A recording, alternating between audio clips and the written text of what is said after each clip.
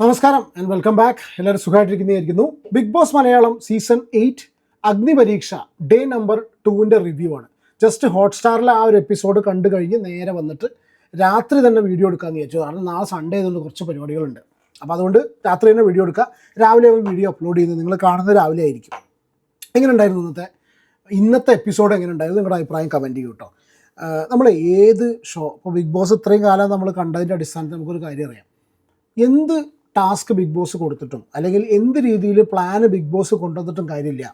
ഇതിൽ വരുന്ന ടീംസ് വാഴകളാണെങ്കിൽ അല്ലേ ഇതിൽ വരുന്ന ടീംസ് ഒരു പ്രയോജനമില്ലാത്ത മരപ്പാഴുകളാണെന്നുണ്ടെങ്കിൽ നമുക്കൊന്നും ചെയ്യാൻ പറ്റില്ല. അപ്പോൾ കണ്ടസ്റ്റൻസിൻ്റെ ക്വാളിറ്റിക്ക് അനുസരിച്ചിരിക്കും പരിപാടിയുടെ നിലവാരം. അപ്പോഴേ നമുക്ക് കാണാനൊരു ഇൻട്രസ്റ്റ് ഉണ്ടായിരിക്കുള്ളൂ അല്ലേ. ഇന്ന് വെച്ചിട്ട് ഭയങ്കരമായിട്ട് ഈ അലമ്പാക്കി കുറേ ഓവർ സ്മാർട്ടൊക്കെ ആയിട്ട് കളിക്കുന്ന ആൾക്കാരായി കഴിഞ്ഞാൽ നമുക്ക് അപ്പോഴും ദേഷ്യം പിടിക്കില്ലേ. അപ്പോൾ ആ ഒരു തിൻ ലൈനാണ്. ആ ഒരു ലൈന് കീപ്പ് ചെയ്തിട്ടാകുമ്പോൾ നമുക്ക് അതിൻ്റെ ഒരു രസം തോന്നുന്നു. അപ്പോൾ ഇന്നലത്തെ ഒരു എപ്പിസോഡിനെ അപേക്ഷിച്ച് നോക്കുന്ന സമയത്ത് ഇന്ന് വന്നിട്ടുള്ള കണ്ടസ്റ്റൻസ് ഒന്നും കൂടി വൈബ്രൻ്റ് ആയിരുന്നു, ഒന്നും കൂടി ഭയങ്കര ആക്റ്റീവായിരുന്നു. ചില ആൾക്കാർ ഒന്നുകൂടി സ്മാർട്ടായിരുന്നു എന്ന് എനിക്ക് ഫീൽ ചെയ്ത്. നിങ്ങളുടെ അഭിപ്രായം കമൻറ്റ് ചെയ്യും കേട്ടോ. ഓരോരുത്തർക്ക് ഓരോ അഭിപ്രായം ആയിരിക്കും അല്ലേ. സ്മാർട്ടായിരുന്നു, പക്ഷേ ചില ആൾക്കാർ ഓവർ സ്മാർട്ടായിരുന്നു. അപ്പോൾ ആ ഓവർ സ്മാർട്ട് ആവുന്ന ആൾക്കാരെ ഇഷ്ടമല്ല കേട്ടോ. ഇനിയിപ്പോൾ അതെന്ത് എന്തിൻ്റെ പേരിലാണെങ്കിലും ഒരു പൊടിക്ക് ഡോസിന് കയറുന്ന സമയത്ത് എനിക്ക് പേഴ്സണലി അതൊരു അരോചകമായിട്ട് ഫീൽ ചെയ്യാറുണ്ട്. എന്താണ് നിങ്ങളുടെ അഭിപ്രായം എന്നുള്ളത് കമൻറ്റ് ചെയ്യും. എന്തായാലും നിങ്ങളിപ്പോൾ സ്ക്രീനിൽ കാണുന്നവർ ഇവരാണ് ഇന്നത്തെ ടീം. ഇൻഡിവിജ്വലി ആൾക്കാരുടെ കാര്യങ്ങളൊന്നും ഞാൻ എടുത്ത് പറയുന്നില്ല. ചില ഇൻസിഡൻസ് പറയും. ആ ഇൻസിഡൻസിനെ കവർ ചെയ്യുന്ന ആൾക്കാർ വരുന്ന സമയത്ത് നമ്മൾ ഡിസ്കസ് ചെയ്യുന്നു എന്ന് മാത്രം. ടാസ്കുകൾ വെരി ബിലോ ആവറേജ് ആണ്. നമ്മളിപ്പോൾ അഗ്നിപരീക്ഷയിൽ അത്ര തന്നെ പ്രതീക്ഷിച്ചാൽ മതി. ഒരു പക്ഷേ ചിലപ്പോൾ ബിഗ് ബോസിൻ്റെ സമയത്തേക്കായിരിക്കും അല്ല ഒന്നും കൂടി സ്ട്രോങ് ആയിട്ട് വരുന്നത്. ഞാൻ എൻ്റെ മോളെയും കൊണ്ട് ഹൈലൈറ്റ് മോളിൽ കളിക്കാൻ പോകും. അപ്പോൾ അവിടെ അങ്ങനെ കാണുന്ന കട്ടകളൊക്കെ ഉണ്ടല്ലോ, അതൊക്കെ അടുക്കി വയ്ക്കുക, കുറേ മണ്ണൊക്കെ വാരി നിറയ്ക്കുക, അല്ലെങ്കിൽ വടി കുത്തിപ്പിടിച്ച് അങ്ങോട്ടും ഇങ്ങോട്ടും ചാടുക, അങ്ങനത്തെ കുറച്ച് ടാസ്കുകളാണ് ഉണ്ടായിരുന്നത്. അപ്പോൾ നമുക്ക് കാര്യപരിപാടിയിലേക്ക് കടക്കാം. നമ്മുടെ 3 ജഡ്ജസ് അഖിൽ മാരാർ, റിയ സലീം ആൻഡ് നമ്മുടെ രഞ്ജിനി ഹരിദാസ് ഇവർ വന്നിരിക്കുന്നു. റനീഷ വരുന്നു, കണ്ടസ്റ്റൻസിനെ വിളിക്കുന്നു.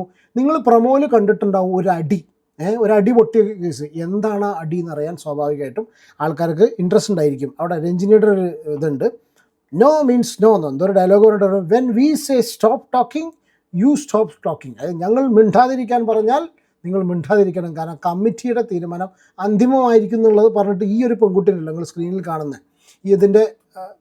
ഇതിനോട് പറയുന്ന ഒരു സംഭവങ്ങൾ കേട്ടിട്ടുണ്ടാവും. ഇന്നലെ ഒരു പൂജനെ നമ്മൾ ശ്രദ്ധിച്ചു, ആ താക്കോലിൻ്റെ ബേസിൽ തൃശ്ശൂർക്കാരി ഹൗസ് വൈഫായിട്ടുള്ള പൂജ. ഇന്ന് ഒരു പൂജനെയാണ് നമ്മൾ വീണ്ടും ഇനീഷ്യലി സംസാരിക്കുന്നത്. കാരണം ഈ ഒരു പെൺകുട്ടിയാണ് ആ ഒരു കാര്യത്തിന് ചോദ്യം ചെയ്തിട്ടുള്ളത്. ഇത് പറഞ്ഞതെന്താ വെച്ചാൽ ആ പൂജയ്ക്ക് ഒന്നും കൂടി ഫേവറിറ്റിസം കാണിച്ചു. പൂജ അങ്ങനെ പേരിൽ അതിന് ഉള്ളിൽ കയറ്റി വിട്ടത് ഇവർക്ക് ഇഷ്ടപ്പെട്ടില്ല എന്ന് പറഞ്ഞിട്ട് ഇതാക്കി. പക്ഷേ ഇവൾ ഭയങ്കര ഓവർ സ്മാർട്ടായിട്ട് എനിക്ക് ഫീൽ ചെയ്തു. ഒരു പക്ഷേ ചിലപ്പോൾ നമ്മൾ ഒരുപാട് പേരെ അങ്ങനെ ബിഗ് ബോസിൽ കണ്ടിട്ടുള്ളതാണ്. ഇത് കഴിഞ്ഞ് ഉള്ളിലേക്ക് കയറി കഴിഞ്ഞതിന് ശേഷം ഇവരൊക്കെ ഏത് രീതിയിലാണ് മാറുക എന്നുള്ളത് നമ്മൾ കണ്ടിട്ടുണ്ട്. എന്തായാലും ആദ്യം ജഡ്ജസിൻ്റെ മനസ്സിൽ ഈ ഒരു ചോദ്യം ചോദിച്ചതുകൊണ്ട്, അല്ലെങ്കിൽ ഈ ഒരു ഗ്രൂപ്പിൻ്റെ ഇടയിൽ കുറച്ചൊന്ന് ഉഷാറായി തിളങ്ങി നിന്നുകൊണ്ട് ശ്രദ്ധ പിടിച്ചു പറ്റിയെങ്കിൽ പിന്നീട് അവരെ കൊണ്ട് തന്നെ പറയിപ്പിച്ച് അവിടെ കൊണ്ട് ഇരിപ്പിച്ചിട്ടുള്ള ആളാണ്.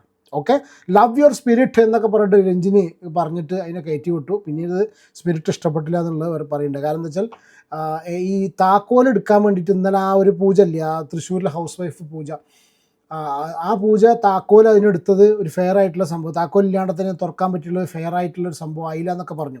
അപ്പോൾ ചോദിച്ചു അതിൻ്റെ അടുത്ത് ക്ലൂ ഉണ്ടായിട്ടാണ് താക്കോൽ തുറന്നിട്ടുള്ളത്, നിൻ്റെ അടുത്ത് ക്ലൂ ഉണ്ടായിരുന്നു എന്ന് ചോദിച്ചു. ഇതിന് ക്ലൂ പോലും കിട്ടിയിട്ടില്ല. ഒരു ക്ലൂ പോലും എടുക്കാതെ തോറ്റ ആൾക്കാർ ജയിച്ച ആൾക്കാരെ വിമർശിക്കേണ്ട എന്നുള്ള രീതിയിൽ മുന്നോട്ട് പോയി. പിന്നെ ആൾക്കാരെയൊക്കെ പരിചയപ്പെടുന്ന സംഭവം ഉണ്ടായി. 2-3 പേരെ ഇനീഷ്യലി ആൾക്കാരെ സെലക്ട് ചെയ്ത സമയത്ത് ഞാൻ ആദ്യം കുറച്ച് കാര്യങ്ങളൊക്കെ എഴുതി വെച്ചിരുന്നു. പിന്നീട് എഴുതലൊക്കെ മാറ്റി, കാരണം എഴുതാൻ മാത്രമൊന്നുമില്ല. ആദ്യം റിയാസിൻ്റെ ചോദ്യം, എന്താണ് ബോയ് ഫ്രണ്ട്സ് ചീറ്റ് ചെയ്തവർ ആരെങ്കിലും ഉണ്ടോ എന്നാണ് റിയാസ് സെലക്ട് ചെയ്തത്. രണ്ടാമത് രഞ്ജിനി പൂജനെ വിളിച്ചു. മൂന്നാമത്തത് അഖിൽ മാരാർ ചോദിച്ചിട്ടുണ്ട്, സീസൺ 5 കാണാത്തവരാരെങ്കിലും ഉണ്ടോ എന്ന്. ഞാൻ എടുത്ത് പറയാൻ കാരണം ചില കാര്യങ്ങൾ മാത്രം എടുത്ത് പറയാം കേട്ടോ. അപ്പോൾ ഇവരെല്ലാവരും കൂടി വന്നു നിന്നു. രഞ്ജിനിയുടെ ടീമായിട്ടുള്ള ഫിയർലെസ് എന്ന് പറഞ്ഞിട്ടുള്ള ടീമാണ് ആദ്യം വന്നത്. ഈ പൂജ കണ്ടിട്ട് ഈ പ്രശ്നം. രഞ്ജിനിയുടെ ടീമായിട്ടുള്ള ഈ എന്താ പറയുക, ഫിയർലെസ് ടീമാണ് ആദ്യം വന്നത്. അപ്പോൾ ഇവരെല്ലാവരോടും കാര്യങ്ങൾ ചോദിക്കുന്ന സമയത്ത് ഇവരെടുത്ത വയ്ക്ക് പറയുന്നത് എന്താ വെച്ചാൽ, ഞങ്ങൾക്ക് ബിഗ് ബോസ് കപ്പ് തോക്കും, ഞാൻ ബിഗ് ബോസ് കപ്പ് തോക്കും, ഞാൻ തോക്കും, മറ്റൊരു തോക്കും എന്നൊക്കെ പറഞ്ഞു. അപ്പോൾ ഇതിങ്ങനെ പറയുന്ന സമയത്ത് നേരെ അഖിൽമാരാർ പറഞ്ഞു, നിങ്ങളിവിടെ മത്സരിക്കാൻ വന്നിട്ടുള്ളത് ബിഗ് ബോസിലല്ല, നിങ്ങൾ അഗ്നിപരീക്ഷയിലാണ്. അതിനൊരു എന്തോ ഒരു ഉപമയും പറഞ്ഞു ചങ്ങായി. എന്തായാലും ഇപ്പം നിങ്ങൾ വന്നിട്ടുള്ളത് അഗ്നിപരീക്ഷയിൽ കടക്കും എന്നുള്ളതാണ്. അത് ബിഗ് ബോസ് പിന്നീടാണ്. അതവിടെ ലാലേട്ടൻ ചോദിക്കുന്ന സമയത്ത് പറഞ്ഞാൽ മതി. ഞങ്ങൾ ഇവിടെ ഇരുന്ന് ഈ ജഡ്ജസ് ഞങ്ങൾ ഇവിടെ നിന്ന് ചോദിക്കുന്ന സമയത്ത് അഗ്നിപരീക്ഷ എന്നുള്ളൊരു ഷോ ആദ്യം അത് കടന്നിട്ടല്ലേ അടുത്ത പരിപാടിക്ക് പോകുള്ളൂ. പിന്നെ രണ്ടാമത്തെ കാര്യമുള്ളതെന്ന് വെച്ചാൽ ഫസ്റ്റ് ഒരു റൗണ്ടിൽ താക്കോൽ റൗണ്ട് ഉണ്ടല്ലോ, താക്കോൽ റൗണ്ട് തോറ്റതിന് ശേഷമാണ് നിങ്ങൾ ഈ ഒരു പരിപാടിക്ക്. അതിൽ തോറ്റ ആൾക്കാരാണ് നിങ്ങൾ മറക്കരുത് എന്നുള്ള രീതിയിലൊരു റാഗിങ് ടൈപ്പ് ഓഫ് ഡയലോഗ് അഖിൽമാരായത്ത് ഉണ്ടാവും. അതൊക്കെ ഉണ്ടായിരുന്നു, അതൊക്കെ സ്വാഭാവികമായിട്ട് ഉണ്ടാവും. എന്തായാലും അങ്ങനെയാണ് ഇതിലേക്ക് വന്നത്. പിന്നെ നേരെ ടാസ്കിലേക്ക് കടക്കുന്നു. ഈ ഇരിക്കുന്നവരാണ് ഈ ഒരു ടീം, ഫുൾ ടീം. ഇപ്പോൾ നിങ്ങൾ സ്ക്രീനിൽ കാണുന്ന ഒരു മിനിറ്റ് എവിടെ പോയിടാം, ഈ ഒരു ഇരിക്കുന്നവരാണ് ഇന്നത്തെ ടീം. ഇന്നത്തെ എപ്പിസോഡ് അധികമൊന്നും സംസാരിക്കാനുണ്ടാവും തോന്നുന്നില്ല. ആദ്യം തന്നെ ഒരു കട്ട എടുത്തു വയ്ക്കുന്ന ടാസ്ക്കായിരുന്നു. ഈ കട്ട അങ്ങനെ എല്ലാവരും കൂടി അടുക്കി വയ്ക്കുക. അതിൽ ജയിച്ചത് കംപ്ലീറ്റ് ചെയ്തപ്പോൾ നിങ്ങളിപ്പോൾ ഈ സ്ക്രീനിൽ കാണുന്ന വൈശാഖ് എന്ന് പറഞ്ഞിട്ടുള്ളൊരു പയ്യനാണ് കംപ്ലീറ്റ് കട്ടയൊക്കെ എല്ലാം എടുത്തു വെച്ചതിന് ശേഷം നിന്നത്. അപ്പോൾ ഇതാണ് ടീം കേട്ടോ, അഖിൽമാരായ ടീം എഞ്ചിനീയേഴ്സ്. ഇത് അത്ര ഇമ്പോർട്ടൻ്റ് അല്ല, ആൾക്കാരുടെ പേരുകളൊന്നും പറയുന്നില്ല. ഈ സ്ക്രീനിൽ കാണുന്ന ഈ വൈശാഖ് വടശ്ശേരി തൃശ്ശൂരിൽ നിന്നുള്ള UAE വർക്ക് ചെയ്തിരുന്ന പയ്യൻ, ഇവനാണ് ആ ഒരു കട്ട കംപ്ലീറ്റ് കാര്യങ്ങളൊക്കെ ഫുള്ള് ക്ലിയർ ആക്കി വെച്ചിട്ടുള്ളത്. പക്ഷേ ഈ ചങ്ങാതി ചെയ്തിട്ടുള്ള ആ ഒരു ടാസ്ക് കംപ്ലീറ്റ് ചെയ്തതിൽ ചെറിയൊരു മിസ്റ്റേക്ക് വന്നു. ആ ഒരു കാര്യം കൊണ്ട് ഇവന് കിട്ടിയില്ല. വേറെയുള്ളവർക്കാണ് പെൻഡൻറ്റ് കിട്ടിയിട്ടുള്ളത്. ഇപ്പോൾ നിങ്ങൾ സ്ക്രീനിൽ കാണുന്നതാണ് ഈ ഒരു ടാസ്ക്, അതായത് കട്ട എടുത്ത് വയ്ക്കുക. ഒരു ടാസ്ക് ഇതാണ്. രണ്ടാമത് കമ്പ്, ഈ കട്ടേൻ്റെ ഇടയിലുണ്ടായി. ഇപ്പോൾ നിങ്ങൾ സ്ക്രീനിൽ കാണുന്ന ഈ രാജേഷ് എന്നാണ് ഇയാളുടെ പേര്, മട്ടാഞ്ചേരിയുള്ള രാജേഷ്. എനിക്ക് ഇഷ്ടപ്പെട്ടു കേട്ടോ ചങ്ങാതിൻ്റെ ക്യാരക്ടറൊക്കെ, സംസാരമൊക്കെ കാർപ്പൻ്ററാണ്, അത് അങ്ങനെ പറയില്ല, എൻ്റെ ഒരു സംസാരമൊക്കെ ഇഷ്ടപ്പെട്ടു. അപ്പോൾ ഇവിടെ ഈ രാജേഷ് പറഞ്ഞ ചങ്ങാതി ഇതൊക്കെ എല്ലാം എടുത്തു വെച്ചു. ഈ പൂജ ഇതിൻ്റെ അടുത്ത് എടുത്തു വെച്ചിട്ട് രാജേഷിൻ്റെ കട്ടകൾ അറിയാതെ വീണു. അത് വീണോടുകൂടി ഈ പൂജ, ഈ നമ്മളെ പൂജ പറഞ്ഞാൽ നമ്മൾ പ്രൊമോയിൽ കണ്ടിട്ടുണ്ടാവുമല്ലോ, അലമ്പുണ്ടാക്കിയിട്ടുള്ള പെണ്ണ്, അതിൻ്റെ കട്ടയും കൂടി പൊളിഞ്ഞ് വീണു.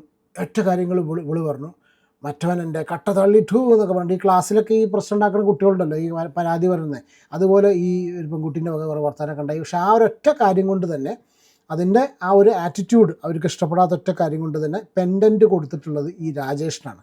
കാരണം ഇതിൽ പൂജനെ ഒഴിവാക്കിയിട്ട് രാജേഷിനെ എടുക്കുന്ന ഒരു സിറ്റുവേഷൻ ഉണ്ട്. അത് ഈ കട്ട അങ്ങനെ എടുത്ത് കയറ്റിയേക്കുന്ന സംഭവം. ഇതായിരുന്നു ഒരു ടാസ്ക്. രണ്ടാമത്തെ ടാസ്ക്കാണ് നിങ്ങളിപ്പോൾ ഈ കാണുന്ന വടിത്തിരുവാതിര ഒന്നുമില്ല. ഈ വടിയും കുത്തിപ്പിടിച്ച് എല്ലാവരും നിൽക്കുക. എന്നിട്ട് എന്തോ ഒരു ഇതടിക്കുന്ന സമയത്ത് ചെണ്ട കൊട്ടുന്ന സമയത്ത് ഒരാൾ വടി വിടുക, മറ്റാൾ വടി പിടിക്കുക. വയ്യ, ഇതൊക്കെ തന്നെ ഉള്ളൂ. അങ്ങനത്തെ രീതിയിലുള്ള കുറേ ടാസ്ക് ഇതൊക്കെ തന്നെയുള്ളൂ. കുറേ അവസാനം എഴുതി വെച്ച് നിർത്തി. ഇന്നത്തെ കേസ് എന്താ വെച്ചാൽ ചീത്ത പറയാൻ വേണ്ടിയിട്ട്, അതായത് ഒരു സീൻ ഉണ്ടാക്കാൻ വേണ്ടിയിട്ട് സംസാരിക്കുന്ന പോലെ തോന്നി. എസ്പെഷ്യലി രഞ്ജിനി ഹരിദാസിൻ്റെയൊക്കെ ഭാഗത്തുനിന്ന് ദേഷ്യപ്പെടാൻ വേണ്ടിയിട്ട് സംസാരിക്കുന്നത്. ഇപ്പോൾ അഖിലാണെന്നുണ്ടെങ്കിലും ചില കേസിൽ എനിക്ക് തോന്നി അഖിലൊക്കെ സ്ട്രോങ് ആവാൻ വേണ്ടിയിട്ട്, റഫ് ആൻഡ് ടഫ് ആവാൻ വേണ്ടിയിട്ട്, അല്ലെങ്കിൽ ആ ഒരു രീതിയിൽ ആവാൻ വേണ്ടിയിട്ട് പോലെ ഉണ്ടാക്കുന്ന പോലെ തോന്നി. അതിൻ്റെ ആവശ്യമില്ല, നോർമലായിട്ട് വരുന്ന സമയത്ത് തന്നെയാണ് അതിൻ്റെ ഇത് വേണ്ടത്. അങ്ങനെ ഒരു ഇത് ഫീൽ ചെയ്തു. പിന്നെ ലാസ്റ്റും അടിയുണ്ടായി, ഒരു അടിപിടി ഉണ്ടായി, അങ്ങോട്ടും ഇങ്ങോട്ടും ചെറിയ പ്രശ്നങ്ങളും കാര്യങ്ങളൊക്കെ ആയിട്ട്. പക്ഷേ എടുത്തു പറയത്തക്ക രീതിയിലുള്ള ഒരു സംഭവങ്ങളില്ല. ഒരുപക്ഷെ ചിലപ്പോൾ അടുത്ത ദിവസങ്ങളിൽ മുന്നോട്ട് പോകുന്ന സമയത്ത് ഒന്നുകൂടി ഉഷാറാവുന്നതായിരിക്കും. പക്ഷെ എന്നാലും നമ്മൾ കാണുന്ന സമയത്ത് ടാസ്കുകളൊന്നും കൂടി രസമായി അറ്റ്ലീസ്റ്റ് കുറച്ചും കൂടി ഇരുന്ന് കാണാൻ പറ്റും. നമുക്കിപ്പോൾ എന്താ വെച്ചാൽ ഫസ്റ്റ് ഇനീഷ്യലി ആൾക്കാർ വരുന്ന സമയത്ത് തന്നെ ഇവർ തമ്മിൽ തല്ല് വേണ്ട, കുറച്ചൊന്ന് കഴിയട്ടെ. നമുക്ക് വന്ന ഉടനെ അടിക്കാൻ വേണ്ടിയിട്ട്, ഒരു കോണ്ടൻറ്റ് ഉണ്ടാക്കാൻ വേണ്ടിയിട്ട്, അല്ലെങ്കിൽ അത് ഒരു സുഖമുള്ള, എനിക്ക് പേഴ്സണലി അത്ര ഒരു സുഖമുള്ള താല്പര്യമുള്ള കേസിൽ അടി ഉണ്ടാക്കാൻ വേണ്ടി ഉണ്ടാക്കുക, അല്ലെങ്കിൽ കോണ്ടൻറ്റ് ഉണ്ടാക്കാൻ വേണ്ടിയിട്ട് കോണ്ടൻറ്റ് ഉണ്ടാക്കുക, അതുപോലെ അതൊരു സുഖമുള്ള കേസല്ല. അത് ഓട്ടോമാറ്റിക്കലി ഓർഗാനിക്കായിട്ട് ഉണ്ടായി വരുന്ന സമയത്താണ് അതിൻ്റേതായ ഒരു രസം, അല്ലേ? അപ്പോൾ ഇതൊക്കെയാണ് കഥ, ഇതൊക്കെ തന്നെയാണ് കഥ, വേറെ പ്രത്യേകിച്ചൊന്നുമില്ല. ഇപ്പോൾ ഇങ്ങനെ സീരിയസ് ആയിട്ട് ഇതിലൊന്നും പറയാനില്ല. ഇതുപോലെയാണ് അഗ്നിപരീക്ഷ പോകണമെങ്കിൽ, ഈ ഒരു ടൈപ്പിലാണ് ഇതിൻ്റെ റിവ്യൂ മീൻസ് ഈ ഒരു എപ്പിസോഡ് പോകുന്നതെങ്കിൽ എന്താ ഉണ്ടാവാറില്ല. വരും ദിവസങ്ങളിൽ ഒന്നും കൂടി ഉഷാറാക്കിയില്ലെങ്കിൽ നമുക്ക് പറയാനുള്ള ഒരു സാധനം ഇതിലുണ്ടാവും എനിക്ക് തോന്നുന്നില്ല. കാരണം ബിഗ് ബോസ് തുടങ്ങുന്ന സമയത്ത് നമുക്ക് കാര്യമായിട്ട് സംസാരിക്കാൻ ഉണ്ടായിരിക്കുള്ളൂ. എന്താണ് ഈ ഒരു വിഷയത്തിൽ നിങ്ങളുടെ അഭിപ്രായം എന്നുള്ളത് പറയും. ഞാൻ കുറേ കാര്യങ്ങളൊക്കെ ആദ്യം എഴുതി വെച്ചു, പിന്നീട് ഇതൊന്നും മുന്നോട്ട് കൊണ്ടുപോകേണ്ട സിറ്റുവേഷൻ ആയില്ല. 1-2 ഡയലോഗുകൾ അഖിൽമാരാരുടെ ഭാഗത്തു നിന്നുണ്ടായി. കാരണം നിലപാട് എന്താണെന്നൊക്കെ ചോദിച്ചു, എന്താണ് നിലപാട്, കാരണം അഖിലിൻ്റെ ഭാഗത്ത് നിന്ന് ആ രീതിയിലുള്ള സംസാരങ്ങളാണ് വന്നിരുന്നത്. ഓക്കെ, എന്താണ് നിങ്ങളുടെ അഭിപ്രായം എന്നുള്ളത് കമൻറ്റ് ചെയ്യൂ. പിന്നെ ഒരു കാര്യം, ഇതിൽ പല ആൾക്കാരും സെലിബ്രിറ്റീസാണ്, മീൻസ് പല ആൾക്കാരും സാധാരണക്കാരോ കോമണേഴ്സോ അല്ല.